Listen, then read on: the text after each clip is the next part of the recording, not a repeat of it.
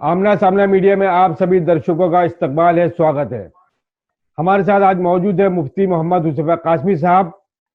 आज हम इनसे कुछ बातें करेंगे, कुछ सवाल करेंगे, खास तौर से रोजे की हैसियत को लेकर।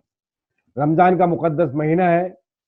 मेरा सबसे पहला सवाल आपसे ये कि रोजे की हैसियत क्या है, बुनियादी सवाल, जो सबसे बड़ा सवाल है। अस्सलामु अलैकुम वरहमतुल्लाहि वबरकातुहू। मोहतरम नाज़रीन, इस्लाम की बुनियाद ईमान के बाद जिन अरकान पर है वो 5 अरकान, जिनके बारे में अल्लाह के नबी सल्लल्लाहु अलैहि वसल्लम ने इरशाद फरमाया, बुनियल इस्लाम अला खम्स, शहादत अल्ला इलाहा इल्लल्लाह, और उसके बाद आपने उन 5 चीज़ों को जिक्र किया। जी। नमाज, रोज़ा, हज, ज़कात और ज़रूरत पड़ने पर जिहाद। दुनिया में जहाँ कहीं भी हो वो मखसूस हालात में। तो नमाज, रोज़ा इस्लाम के उन 5 बुनियादी पिलरों में से एक पिलर है जिसके ऊपर इस्लाम की अमली ज़िंदगी कायम है।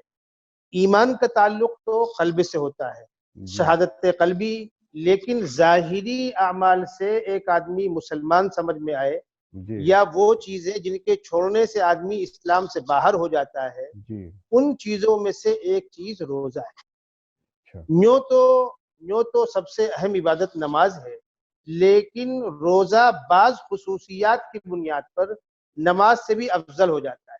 वो क्या? रोज़े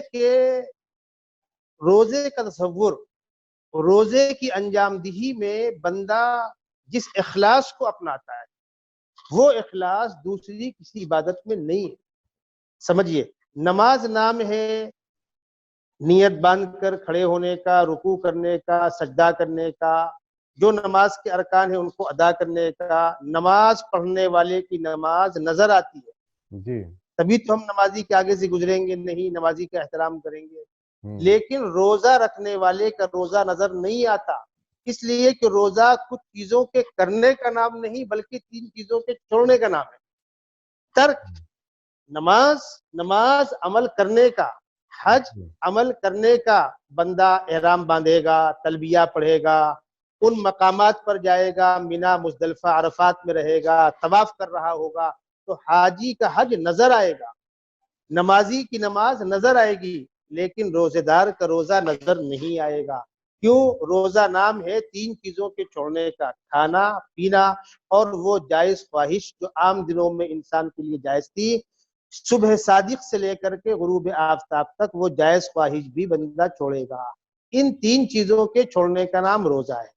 रोजा सरापा इखलास है, इसलिए कुरान ने जहां पर रोजे की फर्जियत का हुक्म दिया, या अय्युहल्लज़ीना आमनू कुतिबा अलैकुमुस्सियाम कमा कुतिबा अलल्लज़ीना मिन क़ब्लिकुम लअल्लकुम तत्तक़ून, ऐ ईमान वालो, ये रोजे तुम पर फर्ज किए गए जिस तरह तुमसे पहली आसमानी उम्मतों पर, जिन उम्मतों को आसमानी निजाम दिया गया, आसमानी किताबें दी गई, उन सब के यहाँ रोजा मौजूद था। कुछ शक्लों के अंदर फर्क हो तो अलग बात है।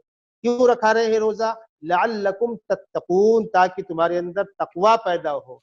जब रोजा सरापा इखलास है, रोजा नजर ना आने वाली इबादत है, तो बस फिर अब उसके तकवे में क्या कमी है। और रोजे का ताल्लुक तकवे से इतना करीबी है, आप देखिए कि मासूम बच्चे, जब रमजान का महीना आता है तो ऐसा माहौल बनता है इबादत का, मस्जिदें भर जाती हैं, गुनहगार से गुनहगार आदमी रोजा रखकर एहतियात बरतता है, तिलावत का शौक पैदा होता है, सदका तो खैरात का शौक पैदा होता है। ये सारी अलामतें हैं तकवे। और रोजे की वजह से उम्मत मुहम्मदिया को 5 खुसूसी नेमतें दी गई है जो पिछली किसी उम्मत को नहीं दी गई है। अल्लाह के नबी सल्लल्लाहु अलैहि वसल्लम का इरशाद है, मुस्नद अहमद इब्न हंबल जिल्द नंबर सानी सफर नंबर 292 की यह हदीस है, अरबी की इबारत है, मैं उसका तर्जुमा पढ़ के आपको सुना रहा हूँ कि अल्लाह के नबी सल्लल्लाहु अलैहि वसल्लम फरमाते हैं कि मेरी उम्मत को रमजान की बुनियाद पर 5 वो खुसूसी नेमतें दी गई जो पिछली किसी उम्मत को नहीं दी गई। नंबर 1, जब रोजेदार का पेट खाली होगा तो पेट के अंदर से एक हीक पैदा होती है। हम उसको बदबू नहीं कह सकते, ये गुस्ताखी होगी, ये उसकी ताबीर में उसकी कहना चाहिए उसके मकाम से गिरी हुई बात है, उसको हम बदबू नहीं कहेंगे। पेट के अंदर से उठने वाली एक हीक, अल्लाह को रोजेदार के भूखे पेट की ये हीक مشک اور زعفران سے زیادہ پسندیدہ ہے۔ وہ نمبر 2، دریائی مچھلیاں روزے دار کے لیے صبح صادق سے لے کر افطار تک دعائیں کرتی رہتی۔ نمبر 3، روزے داروں کے لیے رمضان کے احترام میں جنت ہر روز سجائی جاتی ہے۔ نمبر 4، اس رمضان کے مہینے میں سرکش شیاطین قید کر دیے جاتے ہیں تاکہ نیک بندوں کو عبادت کا کثرت سے موقع ملے۔ اور نمبر 5، رمضان کے آخر میں ایک رات آتی ہے جس میں سارے روزہ داروں کی مغفرت کا فیصلہ ہو جاتا ہے۔ یہ 5 خصوصیتیں امت محمدیہ کو دی گئی جو پچھلی کسی امت کو نہیں دی گئی تھی۔ یہ ہے وہ روزہ، اور روزے کی اہمیت، رمضان کے روزے کی اہمیت، آپ رمضان کا روزہ بلا کسی مجبوری کے اگر ایک چھوڑ دیتے ہیں، زندگی بھر اس کی قضا رکھتے رہیں، رمضان کی فضیلت کو نہیں پہنچیں گے۔ رمضان افضل ترین مہینہ ہے، یہ وہی مقدس مہینہ ہے جس میں قرآن نازل ہوا، یہ وہی مقدس مہینہ ہے جس میں آسمان سے رحمتیں نازل ہوتی ہیں، یہ وہی مقدس مہینہ ہے جس میں جنت کو مزین کر کے سرکش شیاطین کو قید کر دیا جاتا ہے۔ اور روزے داروں کے لیے، روزے دار مسلمانوں کے لیے کیڑے مکوڑے، دریا کی مچھلیاں بھی دعاؤں میں لگی رہتی ہیں۔ یہ ہے رمضان کے روزے کی شرعی حیثیت۔ ماشاءاللہ ماشاءاللہ، سبحان اللہ، آپ نے بہت اچھے انداز میں بیان کیا مفتی صاحب، بہت بہت شکریہ، جزاک اللہ خیر۔ میرا اگلا سوال یہ ہے کہ روزہ صحت مند انسان ہے تو بڑا آسان سی بات ہے، بھائی چلیے روزہ رکھ لے گا، بھوکا رہ لے گا وہ، لیکن اگر وہ بیمار ہے تو اس کے لیے کیا حکم ہے؟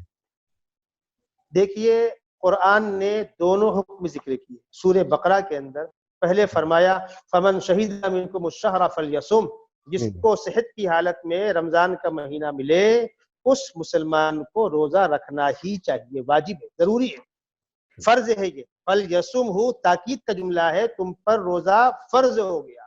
اب سوال پیدا ہوتا ہے کہ بیمار ہے بندہ، نہیں ہے اس لائق، یا سفر میں جا رہا ہے اور سفر کی مشقت سامنے ہے، تو فرمایا وَمَنْ كَانَ مَرِيضًا أَوْ عَلَى سَفَرٍ فَعِدَّةٌ مِّنْ أَيَّامٍ أُخَرَ، جو بیمار ہو یا سفر کی مشقت میں ہو وہ ان دنوں میں روزہ نہ رکھ کر بعد میں اتنے روزے وہ قضا کر لے۔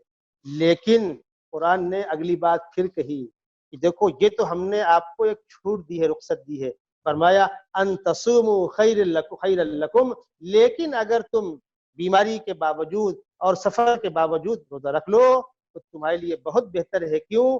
اگر آج آپ نے روزہ چھوڑ دیا اور بعد میں قضا بھی رکھی تو رمضان کی فضیلت کہاں سے لاؤ گے؟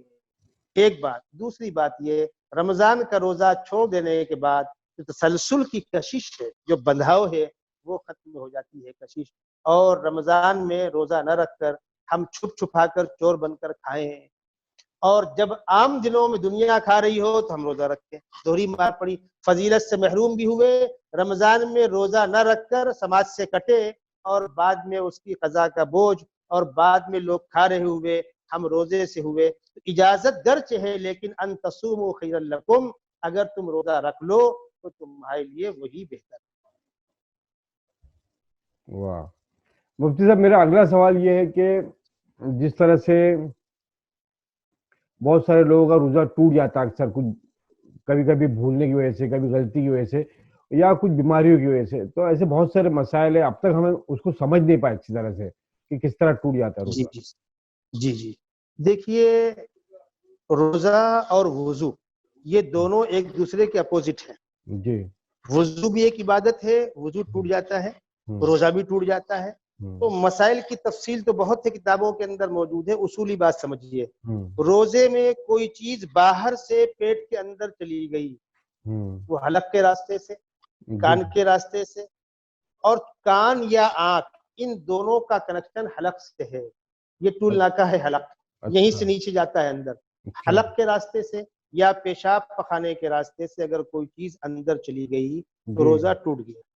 اب یہ چیز چلی گئی مجبوری میں، غلطی میں، یا جان بوجھ کر بغاوت میں۔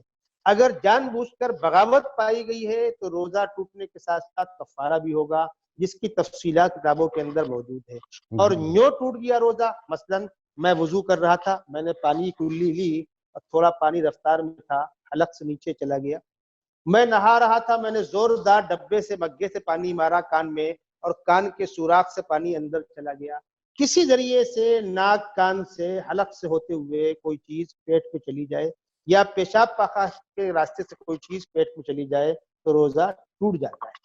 اب دوسرا مسئلہ پیدا ہوتا ہے کہ روزے کی حالت میں اندر سے کوئی چیز باہر آ گئی، قے ہوتی ہے۔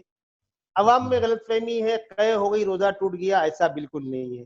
قے ہو گئی، آپ کا اس میں کوئی قصور نہیں ہے۔ سو رہے تھے، احتلام ہو گیا، نہانے کی حاجت ہو گئی، آپ کا اس میں کوئی قصور نہیں ہے۔ جب آپ کھلے آپ اٹھ کر نہا لیجئے، روزہ آپ کا جو کا تو برقرار ہے۔ آپ کو بیماری ہے، تکلیف ہے، خون ٹیسٹ کرانا ہے۔ بسا اوقات شوگر کے مریض خون ٹیسٹ کراتے ہیں، بخار کے مریض خون ٹیسٹ کراتے ہیں، تو آپ خون نکال کے ٹیسٹ کرا سکتے ہیں۔ حتیٰ کہ آپ زائد مقدار میں خون دے بھی سکتے ہیں، کوئی اگر مجبوری ہو، ایمرجنسی ہو۔ حدیث شریف میں روزے کی حالت میں خون وغیرہ دینے سے منع کیا گیا، خون نکالنے سے منع کیا گیا، اس کا کیا حکم ہوگا؟ ہم تو مسئلہ بتلا رہے ہیں، چیک اپ کے لیے خون نکال سکتے ہیں۔ اصل میں حدیث شریف میں جس چیز سے منع کیا وہ سمجھیے۔ روزے میں ایسا کوئی عمل جس کے کرنے کے بعد روزے دار کو ایسی دقت ہو، ایسی بے چینی ہو، پیاس بڑھ جاوے کہ روزہ برداشت کرنا مشکل ہو، وہ عمل روزے میں منع ہے۔ جیسے میں روزہ رکھ کر دھوپ میں کھیلوں، بلا ضرورت کے دھوپ میں ٹہلوں اور خدا نہ خواستہ ہونٹ خشک ہو جاوے، جان پر بند پڑے، ایسا کوئی عمل جس سے روزے کے پورے کرنے میں دقت ہو وہ عمل منع ہے۔ اتنی بڑی مقدار میں خون دے دینا، کمزوری ہو گئی اور روزے میں دقت آئی، اس سے منع کیا گیا ہے۔ چیک اپ وغیرہ کے لیے یا تھوڑا بہت خون کسی کو سپورٹ کے لیے جس سے کچھ فرق نہیں پڑتا، اس کی گنجائش ہے، یہ روزے دار کے صحت کے اوپر ڈیپینڈ ہے، وہ خود سمجھ لے۔ باقی قے ہو جاتی ہے، روزہ برقرار ہے۔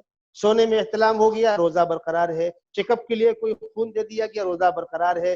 انجیکشن کے ذریعے دوا گوشت میں یا نس میں پہنچا دی گئی، ذرا نازک مسئلہ ہے، انجیکشن دیا گیا تو کیا اس کی اجازت ہے؟ اگر مریض کو تکلیف ہے، درد ہے، بخار ہے، بچھو نے ڈنگ مار دیا ہے، کتے نے کاٹ لیا، سانپ نے کاٹ لیا، ایسے حالات ہوتے ہیں تو آپ بالکل انجیکشن دے سکتے ہیں۔ یا خدا نہ خواستہ کوئی ایسی تکلیف دہ بیماری ہو گئی ہے کہ انجیکشن کے ساتھ گلوکوز بھی لگانا ہے، اس کی بھی اجازت ہے۔ عام حالات میں انجیکشن یا گلوکوز سے بچنا چاہیے، لیکن ضرورت ہے تو آپ لگا سکتے ہیں، اس سے روزہ ٹوٹے گا نہیں، تب بھی روزہ برقرار رہے گا الحمدللہ، برقرار رہے گا۔ جی قے کے بارے میں ایک وضاحت کر دوں، اب تک میں نے مسئلہ بتلایا قے کا ہو جانا، اب آتی ہے بات قے کرنا، از خود ہاتھ ڈال کر یا کسی ذریعے سے قے جان بوجھ کر کرنا۔ اگر جان بوجھ کر قے کی گئی اور منہ بھر کے قے آ گئی تو روزہ ٹوٹ جائے گا، یا جان بوجھ کر ایسا کوئی عمل کیا گیا جس سے انسان کے اوپر غسل واجب ہو جاتا ہے جنابت والا، وہ عمل قصدن کیا گیا تو روزہ ٹوٹ جائے گا۔ اب اگر اس میں بغاوت بھی شامل ہے تو قضا کے ساتھ کفارہ بھی ہوگا، اور اگر بغاوت شامل نہیں، ایسے کچھ حالات ہو گئے تو روزہ ٹوٹ جائے گا۔ اس نزاکت کو محفوظ رکھا جائے، اور یہ مسائل کتابوں کے اندر بہت تفصیل سے موجود ہے، میں تو اختصار سے اشارے کر رہا ہوں۔ جی، اگر کوئی شخص بہت زیادہ ضعیف ہے، بہت لمبی عمر ہو گئی، عمر دراز ہے وہ اور ضعیف ہو چکا ہے، اس کے لیے کیا حکم ہے؟ جی ہاں، شریعت نے اس کو بھی ایسا بندہ جو کمزوری کی بنیاد پر روزہ نہیں رکھ سکتا، یا تو عمر بہت ہو گئی ہے یا ایسی کوئی بیماری ہے، شوگر وغیرہ زیادہ بیماری ہو، وہ نوجوان ٹہل گھوم رہے ہیں، پان کھا رہے ہیں، سگریٹ پی، کیا ہوا؟ میں شوگر کا مریض ہوں، لعنت ہو ایسی جوانی پر اور لعنت ہو ایسی زندگی پر، بالکل نہیں کرنا چاہیے، یہ بے حرمتی ہے روزے کی۔ آپ روزہ رکھ سکتے ہیں تو رکھیں، تھوڑی مشقت تو ثواب کس چیز کا لیں گے آپ؟ عبادت کے اندر تو مشقت سے ثواب کی کوالٹی بڑھ جاتی ہے، ہر عبادت میں۔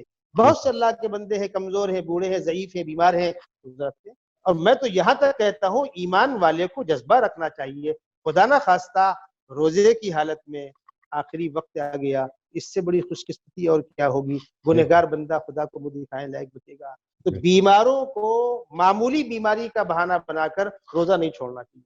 ہاں، واقعتاً بہت بیمار ہیں، واقعتاً بہت کمزور ہو گئے ہیں، تو پہلی بات تو یہ ہے کہ بعد میں قضا رکھ لیں، لیکن اتنا کمزور ہے کہ بعد میں قضا کا بھی چانس نہیں ہے، 90 سال 95 سال کے ضعیف ہیں، بوڑھے ہیں، معذور ہیں، مجبور ہیں، ڈائلسس کے مریض ہیں، پیلسس کے مریض ہیں، وغیرہ وغیرہ ہو سکتا ہے۔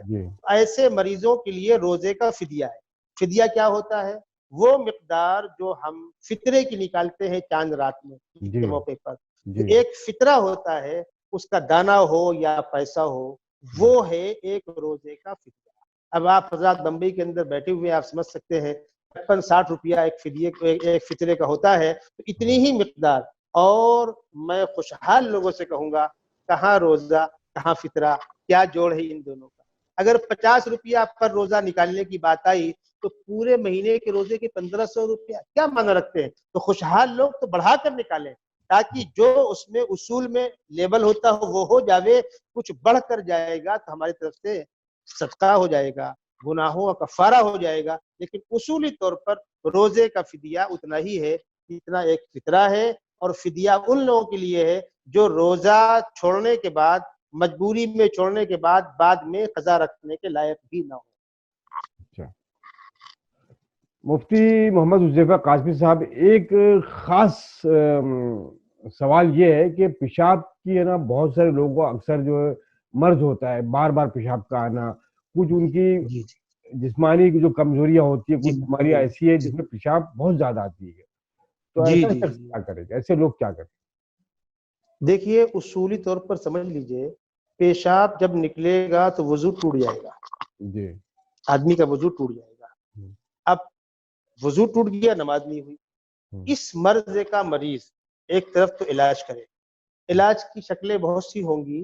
पहले जमाने में लोग इस्तिंजा करने के बाद मट्टी के ढेले का इस्तेमाल करते थे। जी। उसके दो फायदे होते हैं, जी। एक तो वो जो कतरा बाद में शुबा पैदा करता है, मट्टी उसको सूख लेती है, खुश कर लेती है, और हम्म, दूसरा कतरे के मर्ज का वो इलाज भी है। हम्म, पहले लोग खुले मैदान में पेशाब पखाना करते थे तो बहुत आसान था। अब घरों के अंदर फ्लैश वगैरह है, आसान नहीं है।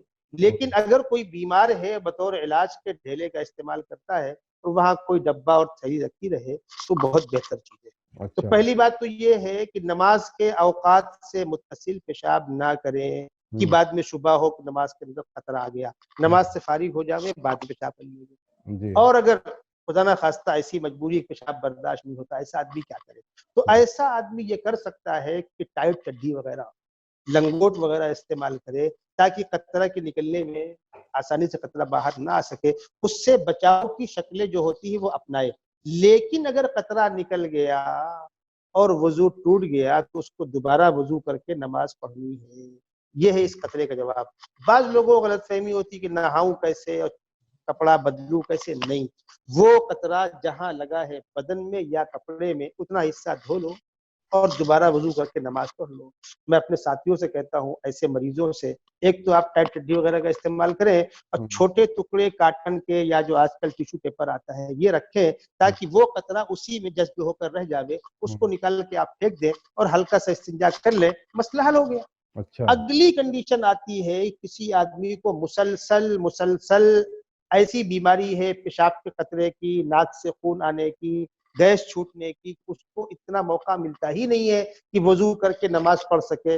ये शरीयत की निगाह में माजूर कहलाता है, उसकी अलग कंडीशन। ऐसा माजूर आदमी जिसको नमाज का पूरा वक्त उस माजूरी में घेर लेवे और इतनी मोहलत ना मिले कि वो वजू करके नमाज पढ़ सके, इस शख्स के लिए इमरजेंसी खुसूसी अहकाम ये है कि अगर ऐसा कोई मरीज है तो उसको इतना वक्त मिलता ही नहीं है कि वजू करके दोबारा तिबारा नमाज पढ़ सके, तो वो एक बार वजू कर ले, उसके बाद गैस छूटती है छूटती रहे, नाक से खून आता है आता रहे, पेशाब कतरा आता है आता रहे, वो नमाज पढ़ ले। लेकिन ये बहुत मखसूस कंडीशन है। इसके लिए शर्त ये है कि पहली मर्तबा जब ये बीमारी शुरू हो रही हो तो पूरा वक्त गुजर जाए, उसको नमाज का वक्त ना मिल रहा हो पढ़ने का, और हर वक्त में वो बीमारी औद करके आवे, तो ये शख्स शरीयत की निगाह में खुसूसी माजूर कहलाएगा। इसके लिए स्पेशल अहकाम है, और आम लोग जिनको कभी कभी पेशाब में खतरे आ जाते हैं उनके लिए वो तफसील है जो मैंने बताई। जी। आम लोगों के लिए जो ये पेशाब की जो मिकदार है या जो कतरे की मिकदार है या इसकी साइज जो है, कितना कम और ज्यादा होना चाहिए जिसमें वजू टूट जाती है, नहीं, या अगर हाँ, वजू या नहीं टूटने, देखिए वजू टूटने के लिए तो कतरा और आधा कतरा भी बाहर निकलना काफी है। वजू टूटने के लिए कोई मिकदार कैद नहीं है, टूट गया वजू। अगला मसला आता है कि अगर उस गंदगी के साथ नमाज पढ़ ली तो क्या, कपड़े में गंदगी लग गई थी, गंदगी ऊपर से पड़ गई थी, तो फिर फुकाहा ने उस गंदगी की दो किस्में की है, खफीफा और गलीजा। पेशाब और पखाना गलीजा में आता है, और पेशाब पखाना जिस पानी में गिरा है वो पानी छीट पड़ गई है, गटर का पानी पड़ गया है, वो खफीफा में आता है। तो गलीजा के अंदर अगर हम हाथ की कलाई ऐसे करते हैं और जितनी मिकदार उसके अंदर पेशाब रुक सकता है हाथ के बीच के हिस्से में, वो तकरीबन 1 रुपए का सिक्का जो आता है, 2 रुपए सिक्का आजकल का, इतनी मिकदार में अगर पेशाब है تو وہ کثیر مقدار ہے. اتنی مقدار میں اگر پیشاب لگا ہوا ہے تو نماز نہیں ہوگی, اور اس سے کم لگا تھا, دھونے کا موقع نہیں ملا یا معلوم نہیں پڑا اور پڑھ لیا تو ہو جائے گی. جان بوجھ کر کے اس کو لگا کے نہیں پڑھنا چاہیے, دھو لینا چاہیے. لیکن اگر اس کو لگے لگے پڑھ لیا تو نماز ہو جائے گی. اور تقریباً 1 درہم کی مقدار, آج کے اعتبار سے آپ سمجھ لیجیے کہ تقریباً 10 گرام, اتنی مقدار میں اگر پاخانہ لگا ہوا ہے تو نماز نہیں ہوگی, اور اس سے کم ہے تو ہو جائے گی. چونکہ عرب میں پانی کے بڑے مسائل کے بڑا پرابلم تھا, اس لیے وہاں اس فرق کو بھی رکھا گیا ہے. الحمدللہ ہندوستان میں ایسے حالات نہیں ہے, لیکن گندگی لگی رہ گئی. آدمی جنگل میں ہے, سفر میں ہے, نہیں میسر ہے پانی, نہیں موقع ملا, تو کیا, تو پھر غلیظہ کی اتنی مقدار, اس سے کم میں نماز ہو جائے گی. اور خفیفہ 1 بالش اسکوائر فٹ, 1 بالش چوکور مربع, اتنی مقدار میں اگر خفیفہ ناپاکی لگ گئی تو نماز نہیں ہوگی, اور اس سے کم لگی, دھونے کا موقع نہیں ملا تو ہو جائے گی. یہ خفیفہ اور غلیظہ کی مستقل بحث ہے, بہت تفصیلی بحث ہے. آپ نے چونکہ پوچھ لیا اس لیے میں نے اس کی وضاحت کر دی. جی مفتی صاحب, میرا اگلا اور آخری سوال, ہم آتے ہیں فدیے کی طرف. فدیہ کیا چیز ہے آخر؟ یہ فدیہ وہ روزے کا کفارہ ہے, روزہ نہ رکھنے والے مریض کا کفارہ ہے. بس اس کی مقدار کم رکھی گئی ہے, جتنا ایک فطرہ ہے اتنا فدیہ ہے. اچھا. البتہ اس وقت کورونا کی مہاماری کی کنڈیشن میں ایک آدھ مسائل ایمرجنسی, وہ کیا, کسی کو اٹھا کر لے گئے کوارنٹائن کرنے کے لیے, وہ روزے سے. روزے کا اصول یہ ہے کہ آپ کسی مجبوری سے نہ رکھیں, لیکن رکھ لیا تو نارمل حالات میں روزہ توڑنے کی اجازت نہیں, بے حرمتی ہے روزے کی. اب اس کو لے کر گئے, اب اس کے ناک کے اندر وہ سلائی ڈال کے چیک کرتے ہیں, حلق میں وہ سلائی ڈال کے چیک کرتے ہیں, تو سوال پیدا ہوتا ہے کیا اس سے روزہ ٹوٹ گیا؟ نہیں, اتنے سے روزہ نہیں ٹوٹتا. اور روزے کی حالت میں خدا نہ خواستہ آپ کو ایمرجنسی کسی کو خون دینا پڑ گیا, تو میں نے مسئلہ پہلے بتلایا تھا کہ آپ خون دے دے, کوئی پرابلم نہیں ہے. لیکن ڈاکٹر مصر ہے کہ آپ کو کچھ نہ کچھ پینا پڑے گا, اور آپ کو ٹھنڈا پینا پڑے گا, اور آپ کو جو پینا پڑے گا, آپ کو انرجی لینی پڑے گی, تب آپ, اب کوئی تڑپ رہا ہے, اس کا ایکسیڈنٹ ہو گیا ہے, اس کی جان پر بنی ہوئی ہے, اور آپ روزے سے ہیں, اور روزہ توڑے بغیر وہ آپ کا خون لے گا نہیں, اور آپ کے خون کے علاوہ وہاں کوئی خون دینے والا ہے ہی نہیں. ایسی نازک کنڈیشن کہیں اگر ہو ان مخصوص شرطوں کے ساتھ, اور واقعتاً اس کی جان پر بنی ہے, اور آپ کے علاوہ کوئی جان بچانے والا نہیں ہے, اس کنڈیشن میں روزہ توڑ کر اس کو خون دے کر جان بچا سکتے ہیں. یہ بغاوت نہیں ہے, یہ ایمرجنسی کنڈیشن کی خصوصی رعایت ہے, ڈسکاؤنٹ. جی مفتی صاحب, آج کے لیے ہم بہت آپ کے شکر گزار ہیں, اور اللہ تعالیٰ سے دعا کرتے ہیں کہ آپ نے جو ہماری معلومات میں یا ہمارے علم میں اضافہ کیا, اللہ تعالیٰ اس کا آپ کو نیک بدل دے, اس کا اجر عطا کرے, اور ہم سب کو جو ہے اس پر عمل کرنے کی توفیق عطا کرے. یہ ہماری دعا ہے, آپ بھی دعا کریں ہمارے لیے, اور ناظرین سے بھی ہماری گزارش ہے کہ وہ بھی دعا کریں. مفتی صاحب بہت شکریہ, اللہ حافظ. ناظرین سے بھی ہم اجازت چاہتے ہیں, بہت شکریہ.